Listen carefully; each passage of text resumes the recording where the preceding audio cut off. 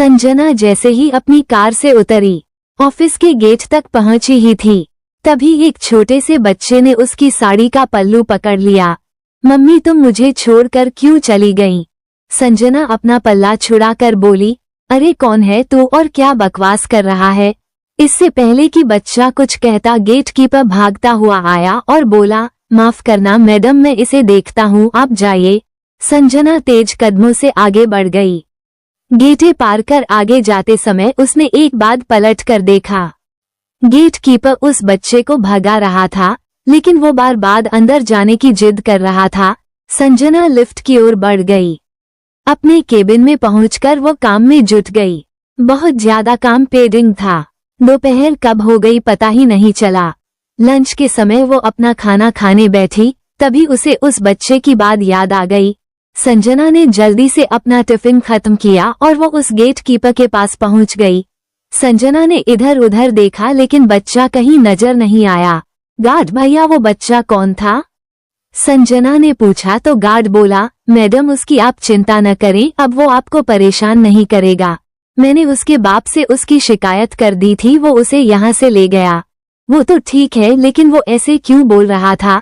संजना की उत्सुकता बढ़ती जा रही थी।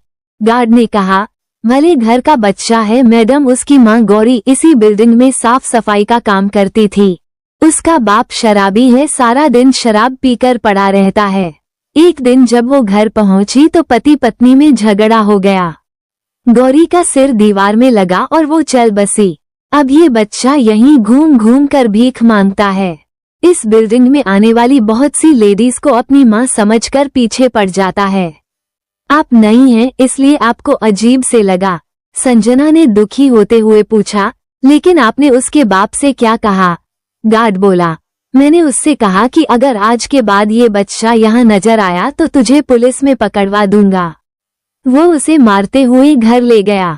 दुख तो बहुत हुआ लेकिन कर भी क्या सकते हैं, इसकी रोज कंप्लेंट आती है। संजना बिना कुछ बोले अपने केबिन में आकर बैठ गई। वो एक गहरी सोच में पड़ गई। उस मासूम बच्चे का चेहरा बार बार उसके सामने आ रहा था। आज उसकी वजह से उस बच्चे की पिटाई हो गई। उसका बाप पता नहीं उसके साथ क्या करेगा। अगले दिन ऑफिस आजे टाइम भी वो बच्चा नहीं दिखा। संजना को इसी तरह 3 दिन बीत गए। एक दिन उसने फिर से गार्ड से कहा, गार्ड भैया वो बच्चा दिखा क्या? मुझे उसकी बहुत चिंता हो रही है, आप पता करो न उसके बारे में। गार्ड ने हाँ में सिर हिलाया। अगले दिन संजना जल्दी से ऑफिस के गेट पर पहुंची। गार्ड ने उसे जो बताया उसके पैरों तले जमीन खिसक गई। मैडम वो बच्चा तो अस्पताल में भर्ती है, उस शराबी ने उसे बहुत मारा। वो डर और मार को सह न सका और बेहोश हो गया। पड़ोस के कुछ लोग उसे अस्पताल में दाखिल कराए हैं। संजना ने कहा, उसके पास अब कौन है? गार्ड बोला, कोई नहीं है मैडम, अब पता नहीं वो जिंदा भी है या नहीं।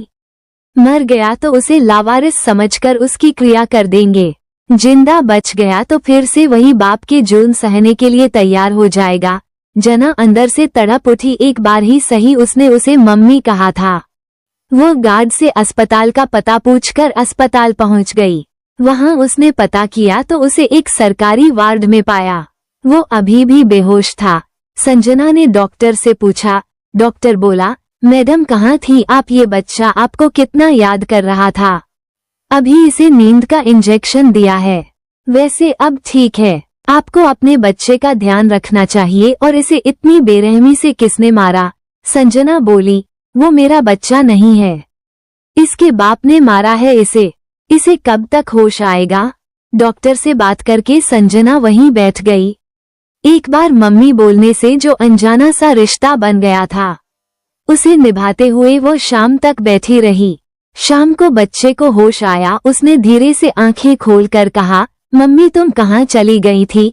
देखो पापा ने मुझे कितना मारा। संजना ने उसे प्यार से गले लगा लिया। बस बेटा, अब तुझे कोई नहीं मारेगा। तभी पीछे से अविनाश जी की आवाज आई, हाँ और अब मम्मी भी तुझे नहीं छोड़कर जाएगी।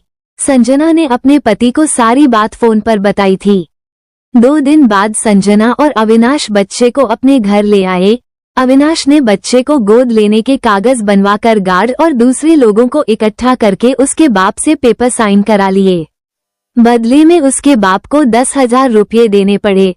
अविनाश और संजना ने बच्चे का नामकरण करवाया, उसका नाम ऋषभ रखा।